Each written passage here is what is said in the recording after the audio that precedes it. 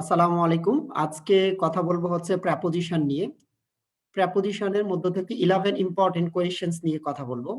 প্রথম প্রশ্নটি হচ্ছে, in which sentence is the word past used as a preposition? কোন সেন্টেন্সে প্রেপোজিশন হিসাবে পাস্টকে ব্যবহার করা হয়েছে? আমরা দেখতে পাচ্ছি অপশন এ তে দ্য পাস্ট আর্টিকেলের পরে একটি শব্দ থাকা এটি নাউন হিসাবে কাজ করেছে।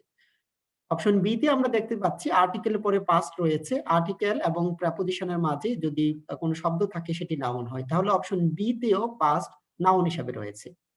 অপশন সি তে ভার্বের পাশে রয়েছে। তো ভার্বের পাশে যদি কোনো কিছু থাকে সাধারণত সেটি অ্যাডভার্ব হতে পারে। তাহলে ভার্বের মডিফায়ার হিসাবে এইখানে অপশন সি তে এটি অ্যাডভার্ব রয়েছে। অপশন ডি তে আমরা দেখতে পাচ্ছি পাস্ট এর পরে হার প্রাইম আছে। নাউন বা নাউন ফ্রেজের পূর্বে প্রেপোজিশন বসতে পারে। তাহলে option D is the right answer. তো ব্যাখ্যাটা দেখা যায় ভাবে, Tania was a wonderful singer but she has past her prime. তাহলে আমরা যেটুকু দেখতে পাচ্ছি এখানে যে এই পাস্টটি হচ্ছে আমার প্রেপোজিশন ব্যাখ্যা দিয়েছি। বি তে পাস্টের পূর্বে আর্টিকেল থাকায় পাস্ট নাউন। অপশন সি তে পাস্ট শব্দটি র্যান ভার্বকে মডিফাই করায় অ্যাডভার্ব ছিল। আর অপশন ডি তে পাস্ট হচ্ছে আমার প্রেপোজিশন। তাহলে প্রেপোজিশনটা মূলত নাউন বা নাউন ফ্রেজের পূর্বে বসতে পারে। পাস্ট প্রেপোজিশন হিসাবে কিছু ব্যবহার দেখাচ্ছি। আপনারা দেখতে পাচ্ছেন যখন প্রেপোজিশন হিসাবে ব্যবহার করা হয় তখন পরে বা গত এরকম অর্থ মিন করি। It was past midnight when we got home। তাহলে মিডনাইট এর পরে আমরা বাড়িতে পৌঁছেছিলাম। It is past your bed time. I walked past the post office. আমি পোস্ট অফিসের পাশ দিয়ে হেঁটে গিয়েছিলাম। পাস্ট প্রেপোজিশন হিসেবে অনেক সময় ব্যবহৃত হয় কোনো কিছু পাস করে যাওয়া অর্থে। তাহলে দেখুন এই প্রত্যেকটি পাস্টের পরে নাউন বা নাউন ফ্রেজ রয়েছে। আরো কিছু ব্যবহার, she ran past me এখানে প্রনাউনের পূর্বে বসেছে। নাউন, নাউন ফ্রেজ বা প্রনাউনের পূর্বে আমার প্রেপোজিশন বসতে পারে। তাহলে এই পাস্টটি হচ্ছে আমার preposition. it happened past 10 o'clock তাহলে এই পাস্টটা হচ্ছে এখানে প্রেপোজিশন। মিনিং হচ্ছে আফটার অর ওভার। তাহলে পাস্ট প্রেপোজিশন হিসাবে আফটার অথবা ওভার হতে পারে। he hurried past the site of the murder এখানেও পাস্ট প্রেপোজিশন হিসেবে ব্যবহার করা হয়েছে। কোয়েশ্চন নাম্বার 2 আরেকটি প্রশ্ন, there was a small reception following the wedding তাহলে এখানে ফলোইং কোন পার্টস অফ স্পিচ? তো দেখতে পাচ্ছেন ফলোইং এর পরে the wedding আছে। একটি শব্দ যদি হয় তাহলে নাউন, আর যদি নাউনের সাথে আর্টিকেল বা কিছু থাকে সেটি নাউন ফ্রেজ হিসেবে কাজ করে। তাহলে এই সেন্টেন্সে ফলোইং হচ্ছে আমার প্রেপোজিশন। ব্যাখ্যা দিচ্ছি ফলোইং কে প্রেপোজিশন হিসেবে আরো কিছু example. The weeks following the riots were extremely tense তাহলে এখানে ফলোইং এর পরে নাউন ফ্রেজ রয়েছে, তার মানে এটা হচ্ছে preposition. Following the dinner there will be a dance তাহলে এই ফলোইং হচ্ছে আমার প্রেপোজিশন। আরো কিছু এক্সাম্পল দেখতে পারেন, there will be time for questions following the lecture লেকচারের পরে কোয়েশ্চেন করার জন্য সময় থাকবে।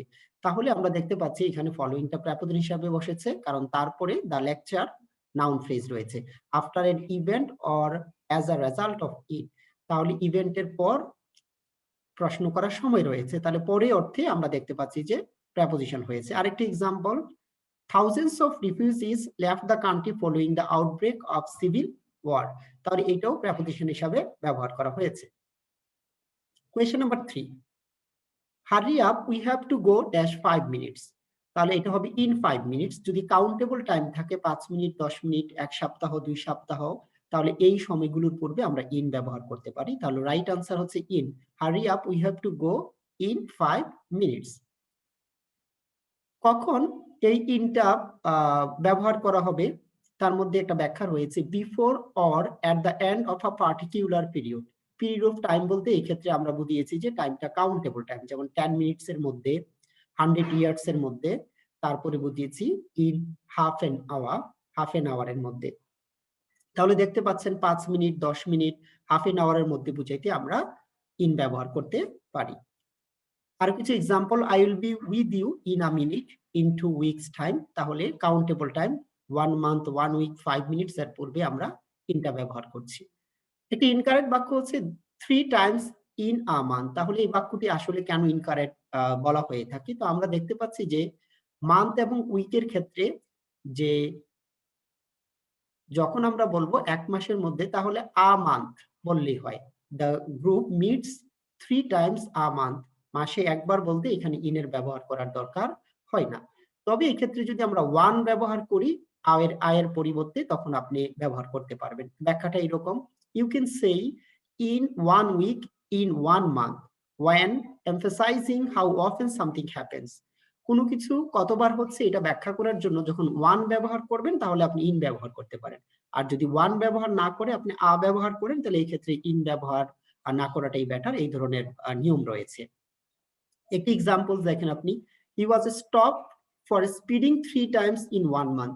এক মাসে তাকে গতির জন্য 3 বার কি করা হয়েছে, স্টপ করা হয়েছে। তাহলে এখানে দেখুন যখন ওয়ান কথাটা ব্যবহার করা হয়েছে তখন কিন্তু ইনটা ব্যবহার করেছে। তাহলে আমি একটু বলি আপনাকে, আমি ইন আ মিনিট বলতে পারি, 1 মিনিট 2 মিনিটের ক্ষেত্রে আমি এভাবে ইন ব্যবহার করতে পারি, কিন্তু দেখেছি যে যখন আ মান্থের সাথে থাকে ওয়ান না থেকে তখন ইনটা ব্যবহার না করার পক্ষে আসলে যুক্তি দেখানো হয়েছে, বা এই নিয়মটা আমি ডিকশনারি থেকেই নিয়েছি।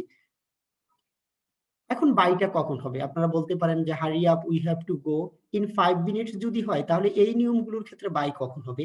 সেই ক্ষেত্রে যদি টাইমটা 5 মিনিট 10 মিনিট না হয়ে আপনাকে একটা পয়েন্ট দেওয়া হয় যে এই পয়েন্ট পর্যন্ত, তাহলে বাই ব্যবহার করতে পারেন। যেমন 5 PM, তো আমার 5 PM এর মধ্যে আমাকে যেতে হবে, কিন্তু আমি তো জানি না আসলে 5 PM এর মধ্যে যদি যেতে হয় তাহলে এই ক্ষেত্রে আমার কতটুকু সময় সেটুকু জানি না। যদি বলা হতো 10 মিনিটস 5 মিনিটস তাহলে ওইটাকে আমরা কাউন্টেবল টাইম ধরি, আর একটা পয়েন্ট দিয়ে দিলে এই ক্ষেত্রে আমরা বাই ব্যবহার করি। I will be back by 5 o'clock, তাহলে এই ক্ষেত্রটা আপনারা খেয়াল করেন। বাই ফ্রাইডে একটা পয়েন্ট দেওয়া হয়েছে, এখানে 1 উইক, 2 উইকস, 5 মিনিটস, 10 মিনিটস বলা থাকলে ইন ব্যবহার করছি, আর না বলে যদি বলে থাকে আপনাকে 5 o'clock এর মধ্যে, ফ্রাইডে এর মধ্যে, তাহলে আপনি বাই ব্যবহার করতে পারেন। Question number 4, the children were entrusted dash the care of their uncle. তাহলে এই ক্ষেত্রে আমরা জানি এন্ট্রাস্টের সাথে দুটো প্রেপোজিশন ব্যবহার করে থাকি, একটা হচ্ছে টু, একটা হচ্ছে আমরা উইথ ব্যবহার করে থাকি। তাহলে একটু যদি আপনি লক্ষ্য রাখেন এখানে টু কখন আর উইথ কখন, এই আনসারটি হবে টু। কেন আনসারটি টু হবে? আসলে যার বা যাদের উপর দায়িত্বটি অর্পণ করা হয় তাদের পূর্বে টু ব্যবহার করি। এখানে যদি ব্যক্তি থাকে অথবা যাদের উপর দায়িত্বটি অর্পণ করা হয় তাহলে সেটা টু হবে। তাহলে children were entrusted to the care of their uncle. অনেকে মনে করতে পারেন পরের অংশটা বস্তু, পরের অংশটা হচ্ছে কার উপর আসলে দায়িত্বটি অর্পণ করা হয়েছে, এটা অনেকটা ব্যক্তি রিলেটেড হয়, অথবা এই ক্ষেত্রে এইটুকু মিন করতে পারেন যে আসলে কাজটি কি বলা হয়নি, শেষে বলা হয়েছে যে আসলে কার উপরে দায়িত্ব দেওয়া হয়েছে।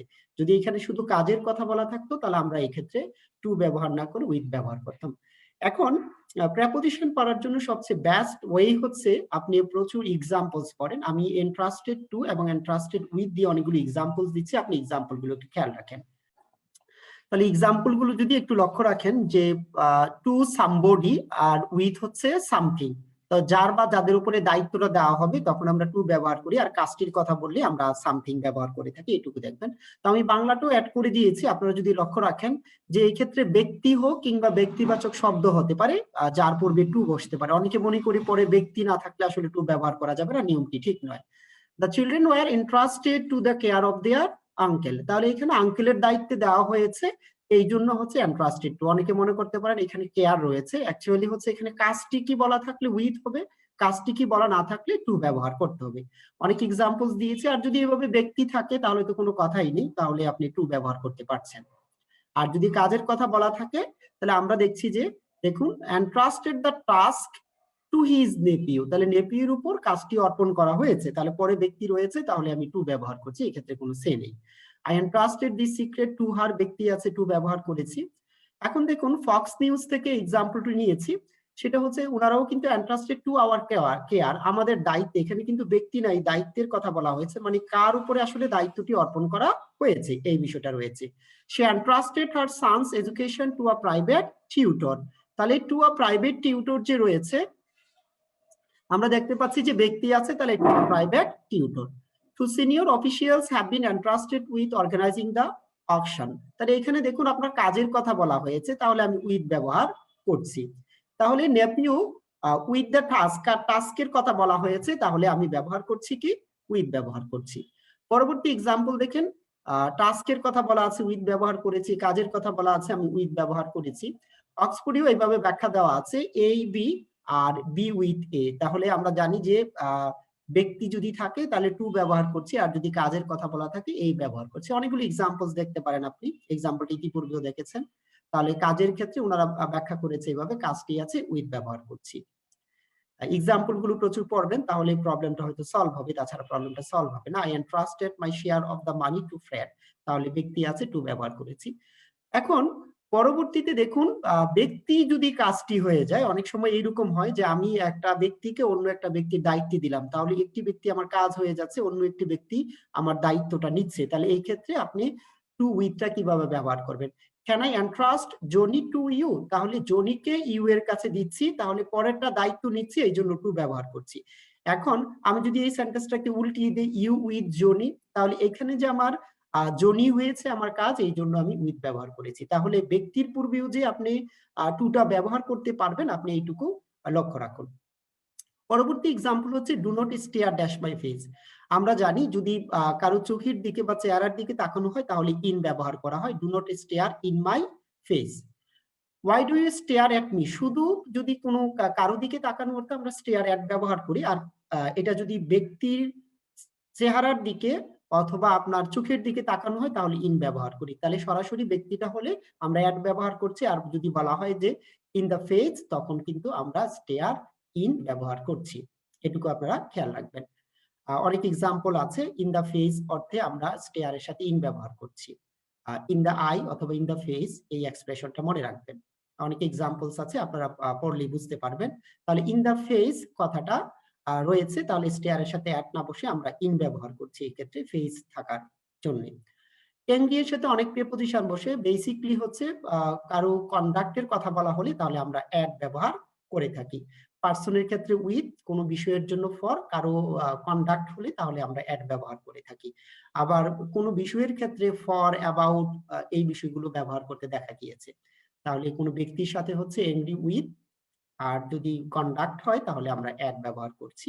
তাহলে এই এক্সাম্পল গুলো আপনারা একটু পরে নিবেন। এই দুটোই মূলত পরীক্ষার জন্য খুব ইম্পর্টেন্ট। এটা ছাড়া আরেকটা আসে, কোনো বিষয় নিয়ে যদি বলা হয় তাহলে about. I don't understand what he is angry about. He felt very angry at the injustice of the situation. তাহলে এক্সাম্পল পড়ে আসলে আপনাদেরকে প্রবলেমটা সলভ করতে হবে। এখন আসেন ডিফার এর সাথে আমরা সাধারণত ফ্রম ব্যবহার করি, কিন্তু এই এক্সাম্পলটি আমি দেখেছি যে অপিনিয়নের ক্ষেত্রে ডিফার ইন হতে পারে। তাহলে একটু খেয়াল রাখবেন, ডিফার ফ্রম মানে ভিন্ন রূপ হওয়া, আর যদি বলা হয়ে থাকে অপিনিয়নের ক্ষেত্রে তাহলে ইনটা ব্যবহার করা যেতে পারে। দে ডিফার ইন দেয়ার অপিনিয়নস, এইটুকু আপনারা একটু লক্ষ্য রাখবেন আর কি। তো ডিফার ইনের একাধিক এক্সাম্পলস দিয়েছি। তো অপিনিয়নের ক্ষেত্রে ইন, এই ডিফারের সাথে ইনের ব্যবহার আমি খুব একটা দেখিনি, তাহলে অপিনিয়নের ক্ষেত্রে ইনটা দেখতে পেয়েছি। আর তাছাড়া উইথও ডিফারের সাথে ব্যবহার করার রয়েছে, যদি মত পার্থক্য থাকে তাহলে ফ্রম ব্যবহার করলাম। হ্যাঁ, কিন্তু উইথ এর একটা ব্যবহার দেখতে পাচ্ছি আমরা অক্সফোর্ড অ্যাডভান্স লার্নার ডিকশনারিতে। তাহলে আপনারা হচ্ছে যে একটু এক্সাম্পলটা একটু পড়বেন। তাহলে এখন আসেন, বিয়ে দেওয়া অর্থে আমরা মেরি অফ ব্যবহার করি। আমরা সাধারণত জানি যে কারোর সাথে কারো বিয়ে হলে হচ্ছে মেরি টু, কিন্তু কেউ কাউকে বিয়ে দিবে তাহলে মেরি অফ ব্যবহার করছি আমরা। যেমন বিয়ে দেওয়া ইংরেজি হচ্ছে মেরি অফ, আর বিয়ে করা মানে হচ্ছে আপনি মেরি ব্যবহার করা হয়। আর কারোর সাথে কারো বিয়ে হওয়া, তাহলে মেরি টু ব্যবহার করছি। They married her off to the first young man, তাহলে বিবাহ দিয়েছে তারা তাকে, এই জন্য মেরি অফ। এখানেও বিয়ে দেওয়ার কথা বলা হয়েছে, তাহলে অফ ব্যবহার করা হয়েছে। Over coffee and home baked cake they told me of their plans to marry her off, তাকে বিয়ে দেওয়ার কথাটা আমাদের সাথে বললেন। টিসিডাসের বইয়ে একটা এক্সাম্পল রয়েছে, এটাও অনেকটা বিয়ে দেওয়া অর্থে টুটা ব্যবহার করা হয়েছে, তবে এক্সাম্পলটা আপনাকে বুঝতে হবে। He married his daughter to a rich man. তো এটা আসলে কার সাথে বিয়ে হয়েছে এই অর্থে আমরা ব্যক্তির পূর্বে টু ব্যবহার করেছি, তাহলে এই সেন্টেন্সটা ব্যবহার করার ক্ষেত্রে একটু সতর্ক থাকবেন। She is married to John, তার জনের সাথে বিয়ে হয়েছে, so married to no problem at all. She was married to a rich man, rich ম্যানের সাথে তার বিয়ে হয়েছে, তাহলে কারোর সাথে বিয়ে হতে যার সাথে বিয়ে হয়েছে আমরা টু ব্যবহার করি। এখন কেউ কাউকে বিয়ে দিচ্ছে, এই ক্ষেত্রে আমরা অফ ব্যবহার করি। এখন বাক্যটা যদি এভাবে হতো, হি মেরিড অফ হিজ ডটার, তাহলে হি মেরিড অফ হিজ ডটার, এখানে যদি প্রেপোজিশন দেওয়া থাকতো তাহলে আপনি উ ডাবল এফ ব্যবহার করতেন। এখন আসুন, আমরা জানি ডাইয়ের সাথে অনেক রকম প্রেপোজিশন বসে থাকে, তো এই ক্ষেত্রে আনসারটা কেন ইন হবে? অ্যাকচুয়ালি ডাইয়ের সাথে আমি সরাসরি ইনের ব্যবহার পেয়েছি অনেক ক্ষেত্রে, তবে ডিকশনারিতে ডাই ইন অ্যাক্সিডেন্ট এই ধরনের ব্যবহার রয়েছে। His cousin died in a car accident, একটি গাড়ি দুর্ঘটনায় কেউ মারা গিয়েছে, এই ক্ষেত্রে ইন আ কার অ্যাক্সিডেন্ট ব্যবহার করা হয়। শুধু দুর্ঘটনা অর্থে আমরা বাই অ্যাক্সিডেন্ট কথাটা ব্যবহার করি। তাহলে এখানে যদি আর্টিকেল না থাকে, গাড়ির কথা না থাকে, তাহলে আপনি his cousin died by accident, একটি দুর্ঘটনায় মারা গিয়েছে ব্যবহার করতে পারেন বাই অ্যাক্সিডেন্ট ফ্রেজ অনুসারে। বাট যদি একটি দুর্ঘটনার কথা বলা থাকে তাহলে ইন আ কার অ্যাক্সিডেন্ট বা ইন আ অ্যাক্সিডেন্ট আপনারা দিবেন। ব্যাখ্যাটা দিয়েছি এরকম, আপনারা ইন অ্যান অ্যাক্সিডেন্ট অথবা ইন আ কার অ্যাক্সিডেন্ট এইটুকু আপনারা পড়বেন। Her father died suddenly in an accident when she was only 10। তাহলে যখন তার বয়স 10 ছিল তখন তার বাবা হঠাৎ করে একটি দুর্ঘটনায় মারা গেল। তাহলে একটি কথাটি থাকার কারণে এখানে ইন অ্যান অ্যাক্সিডেন্ট ব্যবহার করা হয়েছে। 12 people died in the accident. তাহলে আপনারা দেখতে পাচ্ছেন যে আর্টিকেলটা থাকার কারণে আমরা ইন ব্যবহার করেছি এবং কোথায় থেকে নিয়েছি এগুলো ব্যাখ্যা করে দিয়েছি। They both died in an accident. অ্যান্টিসিস ডিকশনারি অফ ফ্রেজাল ভার্বস এই বই থেকে এক্সাম্পলটা নিয়েছি। তো অনেকগুলো এক্সাম্পল রয়েছে, আপনারা এটুকু একটু পড়বেন। এখন মালামাল নিয়ে চোর পালিয়ে চলে গেল, এই ক্ষেত্রে আমরা মেড অফ উইথ ব্যবহার করে থাকি। The thief made of with all the money. সকল টাকা পয়সা নিয়ে চোর পালিয়ে গেল, তাহলে আমরা মেড অফ উইথ ব্যবহার করে থাকি। তাহলে চুরি করে কেটে পড়া বা অনেক কিছু নিয়ে চলে গেল, এই ক্ষেত্রে আমরা মেড অফ উইথ ব্যবহার করে থাকি। Somebody broke into the shop and made off with several TVs and videos. তাহলে made off with. Thieves broke into the school and made off with computer equipment worth 4,000 pound. তাহলে এই ক্ষেত্রে আপনারা দেখতে পাচ্ছেন যে সবকিছু নিয়ে চোর পালিয়ে গেল, এই ক্ষেত্রে made off with ব্যবহার করবেন। আরেকটি example, he should arrive by 6 o'clock। তাহলে সর্বশেষ বা পরিশেষ অর্থে আমরা অ্যাট দ্য লেটেস্ট ব্যবহার করব। এক্সপ্লেনেশনটা হচ্ছে অ্যাট দ্য লেটেস্ট মানে সর্বশেষ অর্থে অ্যাট দ্য লেটেস্ট ব্যবহার করব। At the latest, he should arrive by 6 o'clock at the latest. তাহলে you must be come here by 9 at the latest. তাহলে এইটুকু আপনারা একটু খেয়াল রাখবেন। I should be back by 11 o'clock at the latest. আর মিনিংটা হচ্ছে no later than the time mention. যেই সময়টা উল্লেখ করেছে তারপরে না, ঠিক তার পূর্বে আপনাকে আসতে হবে, সর্বশেষ এই সময়ের মধ্যে আসতে হবে। সো সবাই ভালো থাকবেন। আপনারা যদি এই কোয়েশ্চেন গুলো বুঝে থাকেন, পরীক্ষা দিতে চান, তাহলে www.englishsolution.net অথবা প্লে স্টোর থেকে ইংলিশ সলিউশন অ্যাপটি ডাউনলোড করতে পারেন। যারা অ্যাকাউন্ট ক্রিয়েট করেনি, কিছু ইনফরমেশন দিয়ে অ্যাকাউন্ট ক্রিয়েট করে নেবেন। ভিউ পাস্ট এক্সামে গিয়ে আপনি দেখতে পাবেন যে প্রেপোজিশনের উপর এক্সাম রয়েছে, তাহলে আপনি এক্সামটি দিয়ে দিবেন। সবার জন্য শুভকামনা, সবাই ভালো থাকবেন। পরবর্তী ভিডিওর জন্য অপেক্ষা করেন। আসসালামু আলাইকুম।